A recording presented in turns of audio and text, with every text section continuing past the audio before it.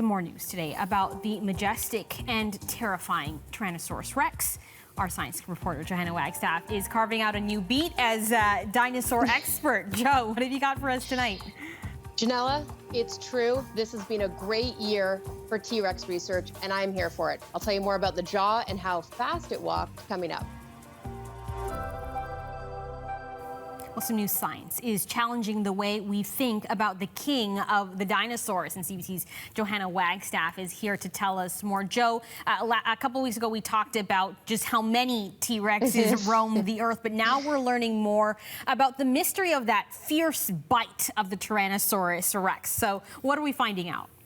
It's true. We know that the T-Rex had the strongest bite in the animal kingdom, but up until now, scientists thought it would have had to have a flexible jaw, sort of like a snake, in order to hold down its prey. But that led to the biomechanical conundrum, as paleontologists called it. How could the T-Rex bite down hard enough to shatter bone without shattering its own skull?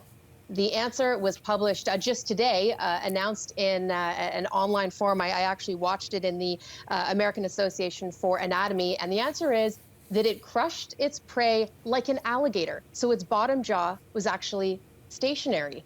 And that sort of throws what we knew about the T-Rex's jaw up in the air. Rather than both the upper and lower moving, the lower stayed still. So this new science actually created a model. They used all of the bones, the joints, wrapped the muscles, the tissue, and the tendon around the mouth in different ways to see what would make sense. And the scientists, as part of the study, say moving forward, they can use this same model to model other prehistoric animals and even reptiles today, Janella. Interesting. So, you know, you might hear this and think, oh, thank goodness humans didn't live at the time of the T-Rex, yes. Considering how strong their bite was. But turns out maybe we could outrun them? I love this one. Okay, maybe not outrun, but definitely we could outspeed walk them. And, you know, from everything, all the new pictures and pop culture that we've seen, yes, Jurassic Park of the running T-Rexes, previous studies had us thinking that T-Rexes would walk at speeds upwards of about 11 kilometers per hour. That's a pretty fast, a moderate human run.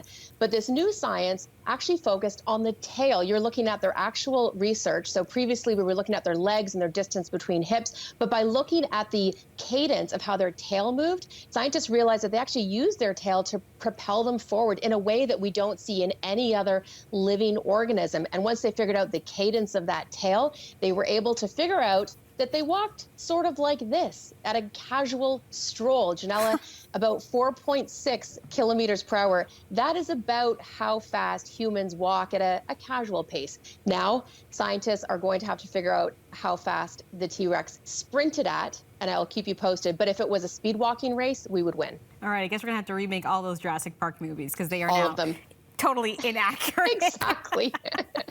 All right, CBC's Johanna Wagstaff, thanks so much for bringing that You're welcome. to us tonight.